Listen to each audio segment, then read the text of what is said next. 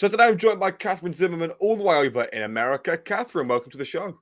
Thanks for having me. Good to No be here. worries. Thank you very much. So, of course, let's go ahead and start off with your early days growing up. I believe you were born over in America. Yes, yeah. Born in Morristown, New Jersey, raised in Madison, New Jersey. It's like a small town in North Jersey, about an hour outside of New York City. Um, Really good place to grow up. Just a nice small town with like a main street and downtown, and yeah, really like quaint, like sort of what you'd picture a small town in America. But yeah, growing up, played a bunch of sports. I had two brothers, so they were into baseball. I played that when I was like real young. Then got into soccer, like basketball, swimming. But I mean, soccer is always kind of became number one pretty quickly as I was growing up. And I kind of, by the time I was playing high school, I just wanted to focus on soccer. So I was playing uh, town travel in Madison, and then got to another club a few towns over, and then got to a club called PDA. It's pretty good, well-established club in New Jersey. We played in the ECNL. I think it's still a thing. It's a big league throughout the whole U.S. And kind of just got recruited to play at Providence College. So played 4 years there. And then after graduating, actually signed with Western New York Flash at the time. But kind of, I made it through preseason, and um, they released me and said to come back, like, but it wasn't like guaranteed I would get like a contract or anything. So at that point, like Sky Blue, now Gotham, had reached out to me, and that was like my home state like professional team in the NWSL. So I was like heck yeah, I gotta go for that. So played in like 5 games, then I hurt my knee, tore my meniscus, so that kind of took me out. Came back the following season, got released, but stayed on as like a train on, and then I kind of like grew just like over that kind of scene, and then ended up going to Switzerland to play for FF Lugano, which was uh, interesting, but still a great experience. And then through just some friends' contacts, made my way to Melbourne in the NPL, playing for Calder.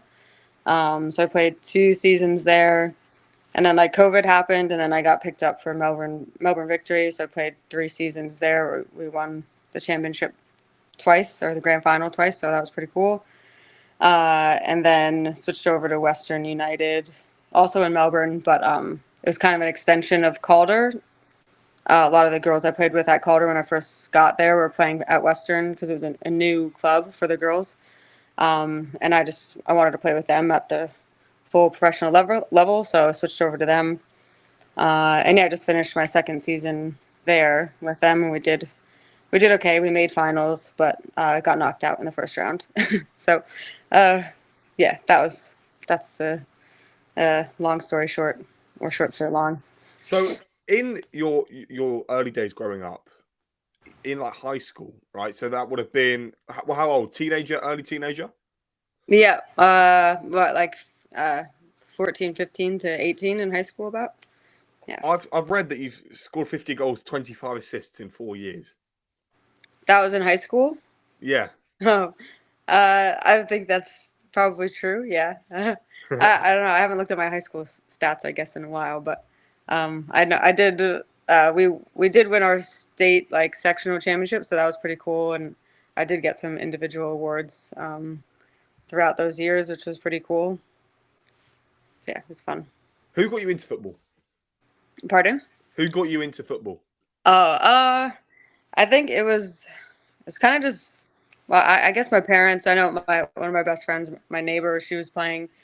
Um, I think just a lot of my friends were playing, and I think it was just kind of an easy thing to get kids into and see if they take it up. I think sometimes you can tell right off the bat with little kids if they're into it or they're not, and I think I was pretty into it.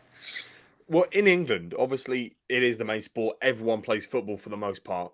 In Yeah. America, I know there's a few more sports ahead of that. So to hear what you just said about it was quite easy to get into is quite surprising to me.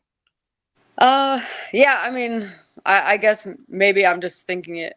of it in terms of like what I knew. Mm. Like it seemed like it's pretty popular in my town. There's plenty of other popular sports like lacrosse is huge in my town, ice hockey, football, baseball. But for girls, at least in my area, if I had to like sort of narrow it down, I would say it would be soccer, field hockey, or lacrosse were like the biggest for girls. I mean, again, that's a broad generalization, but yeah, I don't know. I think it would just, I guess that's just my experience. I look back and think, oh yeah, like why wouldn't I be playing soccer like when I was young?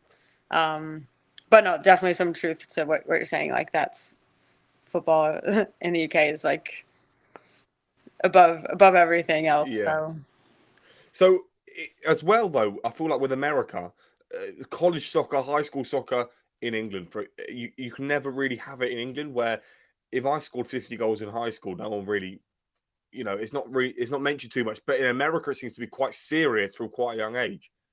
yeah, I'd say like the high school college system is even like the only thing I can compare it to is living in Australia. Like I think it'd be maybe more similar to England. Mm. Australia, like high school into, they don't really have like university sport, like how we would in the U.S.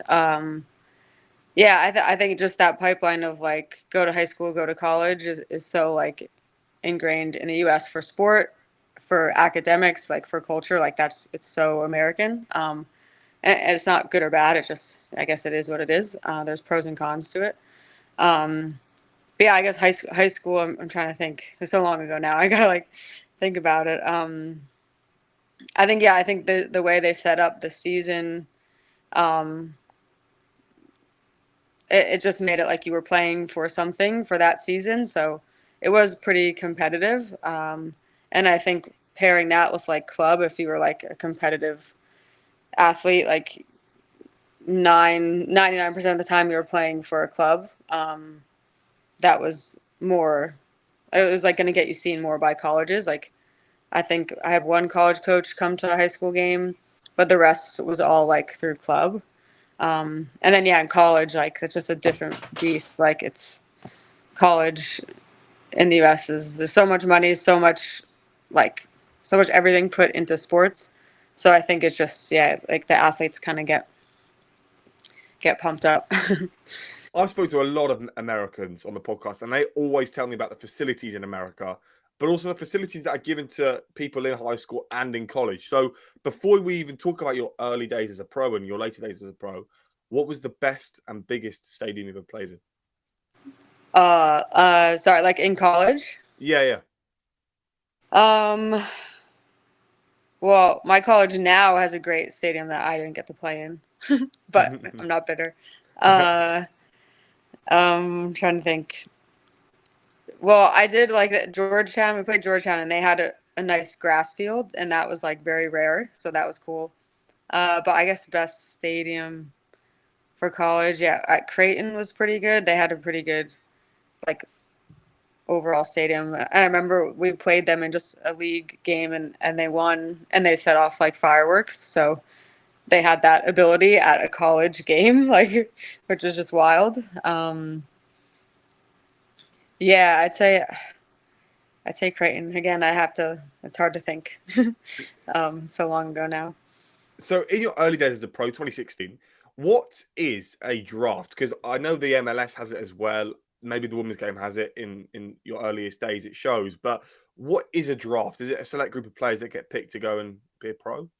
Yeah, I mean, it could be a bit different now. Back then, I mean, I didn't get drafted. I was fortunate to get signed, and it wasn't like super long term, so like that there's take it with a grain of salt. But um, yeah, you can declare for the draft, and you basically just go in a pool of like all the players that want to like make themselves eligible to get drafted, and obviously the top like players from schools like Stanford or UCLA or North Carolina, like they would.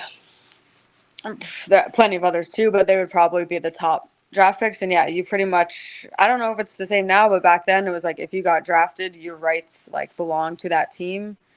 And I'm pretty sure I had a teammate who got drafted, and she ended up not getting signed, but she still like basically belonged to the team, and she wasn't really allowed to leave, at least without jumping through a lot of hoops. I don't know if it's the same anymore.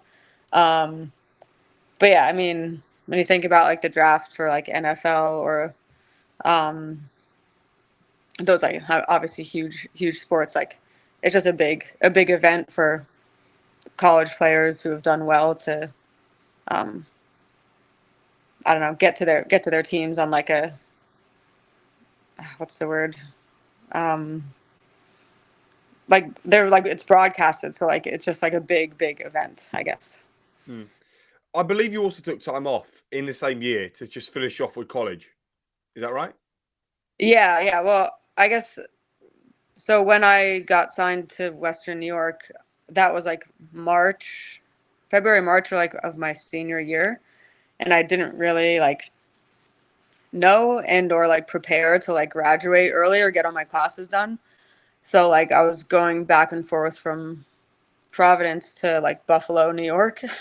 uh, Maybe like 3 or 4 days here, 3 or 4 days there, like trying to do both. And that was when the coach at the time was like, we can't really like continue this. So like you can just we'll release you, go do what you got to do, and you can come back. And again, it wasn't really guaranteed that I would get contracted. So I mean, once I was released, I was like free agent, I guess you could say.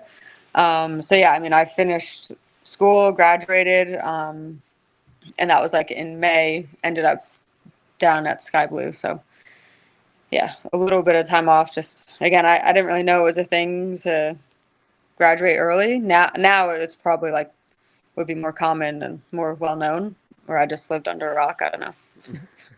But in America and sometimes in England, but I would say it's predominantly in America, you do like a scholarship. So a lot of English players head over to America to college and also play football.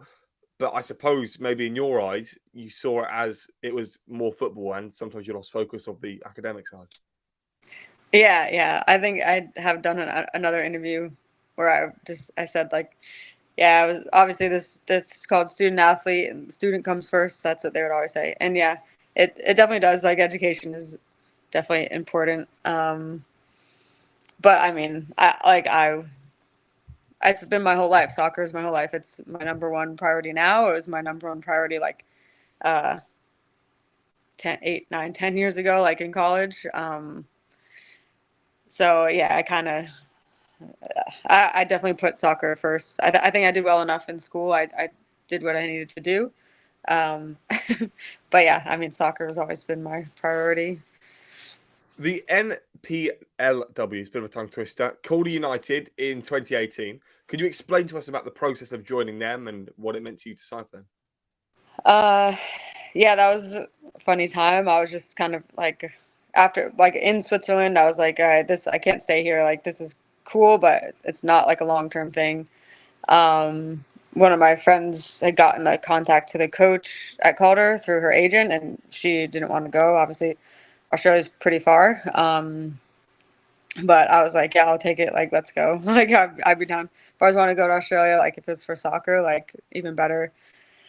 So I emailed my coach Mark Turcaso, and he got back to me like almost right away, and then like maybe one or two emails back and forth, and then was like silent for like 2 weeks, and I was like damn, like this is not gonna work out. Like what am I gonna do? He finally got back to me and was like, yeah, come out for a trial. So I did, and the trial went well, and then the following uh, year was 2018. So yeah, January 2018 went back out and started that season. And yeah, it was the club like NPL, the club system in Australia is like again very different to the US, but it is a pretty good system. And I had a great time playing there. Well, you got all sorts of records. You won the Night Cup. You scored 43 goals in 28 games as the Golden Boot winner. I suppose when you score in that many goals, do you sort of think that maybe you're a bit too good for than the rest? I mean, my goal definitely there going there was to play A League, like W League at the time, now A League. And I mean, my first 2 seasons, I didn't get picked. I got like called into trial, but yeah, it just wasn't. wasn't the right time, I guess. I don't know.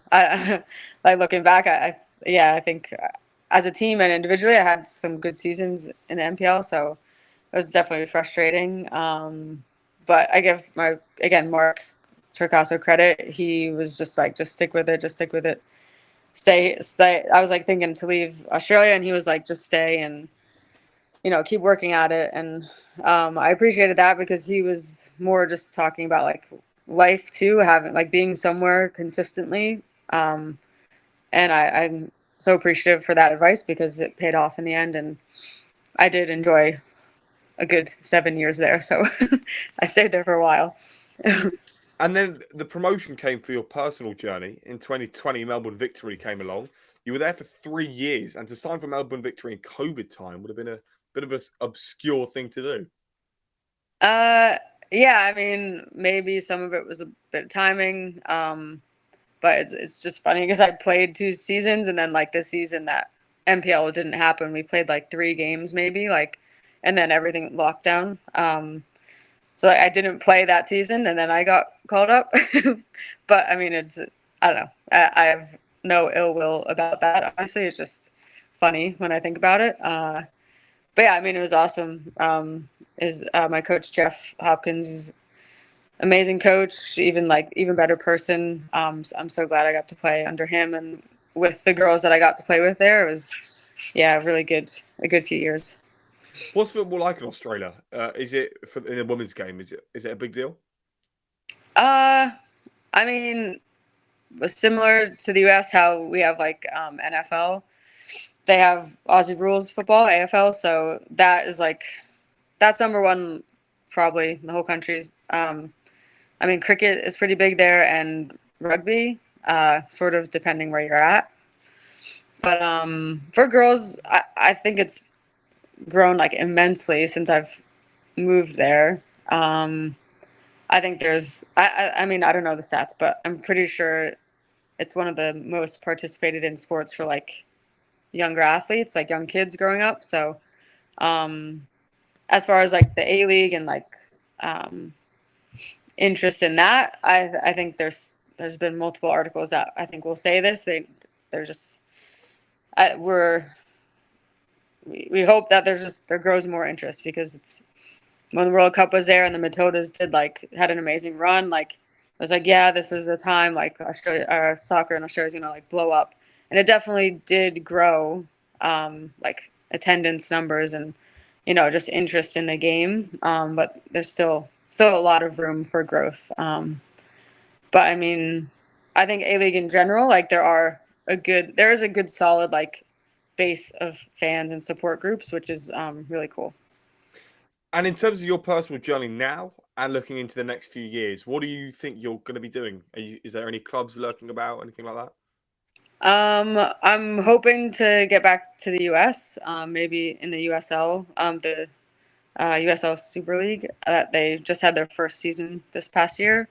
I mean, I would always be happy going back to Melbourne. Like, I love it there. But I'm just like near the end of my career, I think, and I want to sort of play the last couple seasons maybe closer to home and just like in front of family and friends. That would mean a lot to me. So yeah, we'll see. Hopefully know something in the next month. But yeah, I don't know. So what are you occupying your time with now? Just training on my own. Just trying to stay healthy, and then I do like coaching on the side, like some individual like one-on-one sessions with um all ages really in my town. And at some team club coaching if I have time or they need a helping hand, I guess. Yeah, and that's pretty good. It's good like side source of income, but also like really rewarding to work one on one with girls and sort of be, I don't know, just like mentor, just train them, but also if they need someone to talk to, like I feel like I can be a good sounding board for them. So yeah, it's pretty rewarding. And lastly from me, what would be the ideal thing that you could achieve in the next few years as you reach the end of your career? Um, I think just what I said before, playing in the U.S. And staying healthy and playing consistently. playing in front of family and friends here. I was fortunate my parents did come out to some games, but it is a trek from New Jersey to Melbourne, so to make it easier for them and just have that, I just would like to play in front of them. Well, Catherine, I wish you the best of luck in that journey, and I really appreciate you joining me today. Thank you. Thanks for having me.